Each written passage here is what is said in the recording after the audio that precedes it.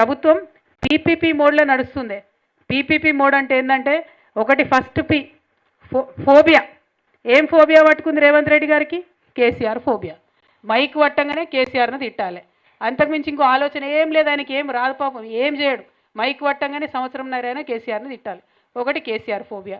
రెండు, ఇంకోటి ఏముంటుంది? పాలిటిక్స్. ఇక తెల్లారులేస్తే పాలిటిక్స్. ఇదే పాలిటిక్స్ అంటే మొత్తం అంతా కూడా ఇక్కడ మిర్చి రైతులు ఏడుస్తుంటే, పసుపు రైతులు ఏడుస్తుంటే అన్ని ఇడిసబెట్టిపోయి ఓట్లు అడగడానికి నిజామాబాద్కు పోయింది. నిజామాబాద్ అంట, కామారెడ్డి అంటే ఎక్కడెక్కడ పోయి వాళ్ళు ఓట్లు అడుగుతాడంట. మూడోది పర్సంటేజ్. ఏంది పర్సంటేజ్? మీ అందరికి కూడా తెలుసు. బయట ప్రతి ఒక్కరు గల్లీ వరకు కూడా 10% సర్కార్ అని పిలుస్తున్నారు రేవంత్ రెడ్డి గారిని. అందరు ఇంకా మాకైతే అడ్రస్ కూడా చెప్తున్నారు, అక్కకి ఫలాన్ చోటకు పోతే గడ పర్సంటేజ్ ఇస్తే పనులు అవుతున్నాయని. సర్పంచులు ఉండొచ్చు ఇక్కడ మన వాళ్ళు చాలామంది. మీకు ఎవరికి బిల్లులు వస్తలేవు. కొంతమంది హుషారు ఉన్నోళ్ళు పోయి తెచ్చుకుంటారట పర్సంటేజ్ ఇచ్చి. మరి ఆలోచన చేసుకోండి ఒక్కసారి. సో ఎంత భయంకరంగా ఉందంటే ఇక్కడ ఈ ప్రభుత్వం పరిస్థితి.